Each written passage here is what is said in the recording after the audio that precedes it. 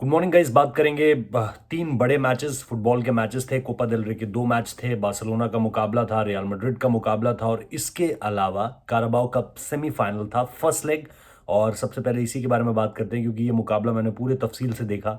और बाकी दोनों मुकाबलों के बारे में भी, स्कोर लाइंस के बारे में बताऊंगा, स्कोरर्स के बारे में बताऊंगा। लेकिन जो पहला मुकाबला था, ऑब्वियसली जिस तरीके से चेल्सी ने फर्स्ट लेग में जीत हासिल कर ली अपने घर पर, उनका ये मुकाबला था।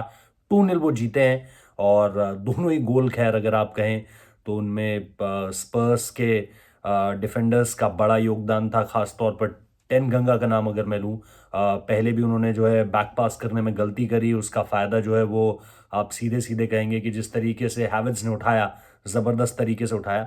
लेकिन उस दौरान उनकी उसके बाद, हालांकि मैं ये कहूँ कि उसके बाद जिस तरीके से उनकी उंगली में जो प्रॉब्लम आई, वो थॉमस टुकेल ने भी शायद पोस्ट मैच इंटरव्यू में कहा है कि मुझे हैरानी होगी कि अगर उनकी उंगली नहीं टूटी होगी। ऐसा लग रहा है जैसे उनकी उंगली फ्रैक्चर कर गई है। उसके बीच भी वो खेलते रहे और उस हाफ टाइम तक खेले। हाफ टाइम के बाद जो है टीमो वर्नर उनकी जगह पर आए।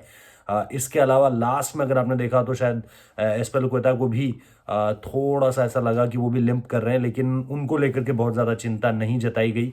तो ये एक अच्छी खबर है। और अच्छी खबर इस हिसाब से भी है कि अगर आप फिलहाल चेल्सी की लाइनअप देखें, तो उसमें आप पाएंगे कि जिस तरीके से चिलवेल नहीं है, रीस जेम्स नहीं है ना। और अब अगर एस्पिलिकुएटा को भी चोट लग जाती किसी तरह की कोई गंभीर, तो ये बड़ी दिक्कत हो जाती है। और उन्होंने बताया भी कि कैसे थियागो सिल्वा नहीं खेल पाए, एनगोलो कांते लास्ट मिनट पे।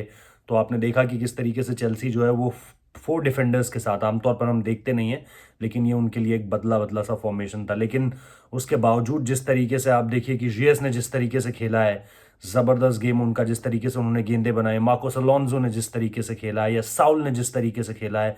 आई थिंक साउल के लिए तो सबसे बढ़िया गेम रहा उनका अब तक का। नए सेटअप में आए हैं। एक तरीके से थॉमस टुकल के साथ, उनके फॉर्मेशंस के साथ, उनके स्ट्रक्चर के साथ ढलना अपने आप में आसान नहीं है।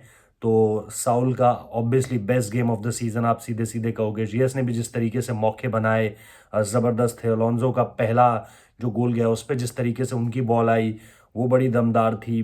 तो काफ़ी कुछ था। लुकाकू को लेकर के ऑब्वियसली फैंस की एक अलग तरह की हूटिंग थी, लेकिन जिस तरीके से गेम के बाद थॉमस टुकल ने उन्हें गले से लगाया, ऐसा लग रहा था कि सारी की सारी चीज़ें ठीक है। उन्होंने भी क्राउड को एक तरीके से साइलेंट होने का एक जेस्चर ज़रूर दिया सेकेंड गोल के बाद, जिसमें आप कहोगे कि अगेन टेन गंगा वो डेविस पे लगता है, अगेन वो जीएस का ही क्रॉस होता है और वहां से सीधे गोल चला जाता है। तो ये सारी की सारी चीज़ें थी जो हमने इस पूरे के पूरे मुकाबले में देखी। एक अलग तरह की चेल्सी दिख रही थी। पिछले मुकाबले में भी हमने देखा लिवरपूल के अगेंस्ट ज़बरदस्त उन्होंने खेला। इसके अलावा इस मुकाबले में भी आप कहोगे कि काफ़ी कुछ था उनके पास हासिल करने के लिए जो उन्होंने किया भी, और गोल्स लग सकते थे। लुकाकू के पास एक अच्छा मौका था, हेडर आया था उनका, लेकिन वो जस्ट स्लाइड पास हो गया। उसके बाद रियस ने एक और ज़बरदस्त पास निकाला था, जिस पर टीमो वर्नर बहुत शानदार गोल कर सकते थे, उनके पास मौका था। ऐसे दो तीन चांसेस और बने गेम में। तो कहीं ना कहीं चेल्सी फैंस बोल सकते हैं कि 4-0, 3-0 कम से कम इतना तो मांग सकते थे। मैक्सिमम आप जाओ तो 5-0 ये हो सकता था, क्योंकि फर्स्ट हाफ में स्पर्स की तरफ से कोई अटैक ही नहीं था। मतलब कि फाइनल थर्ड में वो जगह बना ही नहीं पा रहे थे। कहीं कोई दिख ही नहीं रहा था, ना सॉन दिख रहे थे, ना हैरी केन दिख रहे थे। उसके बाद भी आप सेकेंड हाफ के भी 5-10 मिनट आप कहिए, मैक्सिमम 10 मिनट कहिए, कि ऐसा लगा कि हाँ यार, स्पर्स एक टेक्निक के साथ आई है, एक टैक्टिक के साथ आई है। टेक्निक बोल रहा हूँ, माफ कीजिएगा, टैक्टिक के साथ आई है। लेकिन वो भी फिर होता हुआ नहीं दिखा। तो अल्टीमेटली कॉन्ते के लिए रिटर्न जो है वो हैप्पी नहीं रहा। और अब उनके लिए 7 दिन बाद जो है वो अगले हफ्ते ही जो है सेकेंड लेग खेला जाना है। वो अगेन हमें पता है कि ज़बरदस्त होगा। इतना फ्लैट मुझे नहीं लगता है कि वो होने वाला है। वापसी ज़रूर करेगी स्पर्स की टीम।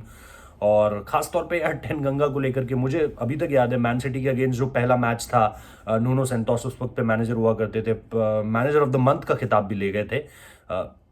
तो उस वक्त पे मुझे ऐसा याद आता है कि टैन गंगा की उस गेम में आप देखो, डिफेंडिंग स्किल्स ज़बरदस्त थी, अच्छी थी। उन्होंने जिस तरीके से रेम स्टर्लिंग को रोक रखा था, ऐसा नहीं लग रहा था कि भाई ये खिलाड़ी इस तरह के एरर्स भी कर सकता है। खैर होता है, ऐसा दिन आ जाता है, बड़े बड़े खिलाड़ियों के साथ आता है। तो खैर एक टफ डे उनके लिए।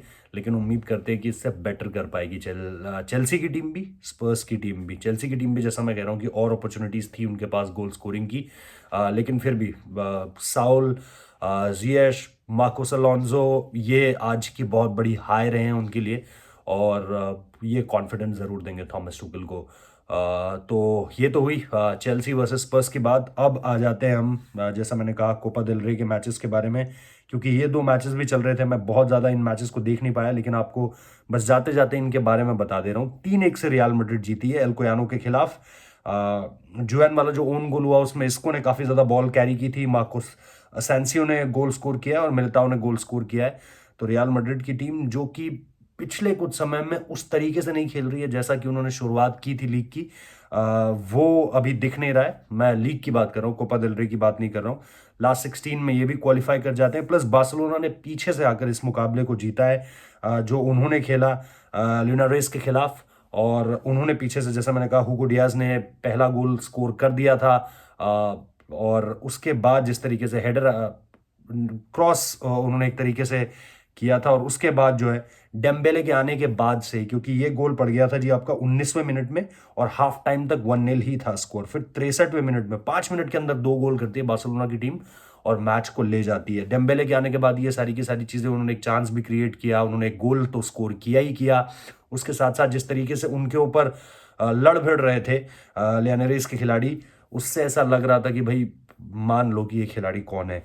तो उसके बाद फैन जुगला ने जो है वो दूसरा गोल स्कोर किया, और वहीं से चीज़ें जो है एक तरीके से सिमट गई लियानेरिस के लिए, और बार्सिलोना ये मुकाबला जीत कर ले गई। डेनी एल्वेस की भी वापसी होती है राउंड 2 उनके लिए, एक तरीके से आप कह सकते हैं। तो ये मुकाबला जो है बार्सिलोना की टीम ने 2-1 से जीता, और वो भी कोपा देल रे की चैंपियन भी है, डिफेंडिंग चैंपियन। और एक बार फिर उसके पास मौका है कि सिल्वरवेयर के नाम पे ये पहली ट्रॉफी उठाई जाए, क्योंकि चैंपियंस लीग अब ऑप्शन रहा नहीं, यूरोपा ऑप्शन रहेगा। बाकी ला लीगा देखते हैं, वो भी बहुत ज़्यादा मुश्किल है। तो ये उनके पास एक मौका रहने वाला है। थैंक यू सो मच इस वीडियो को देखने के लिए। आपको कैसा लगा आप बताइएगा ज़रूर। कोई गलती हुई हो, कोई चीज़ बताना भूल गया हूँ, तो वो भी कमेंट बॉक्स में बताइएगा। बाकी इस वीडियो को देखने के लिए थैंक यू सो मच। दिन भर आपके लिए खबरें इंतज़ार कर रही हैं। जोबर्ग में आज बहुत बड़ा दिन है, तो आपको मिलेंगे इन सारी की सारी खबरों के साथ, अपडेट्स के साथ। Thank you so much. Have a good day.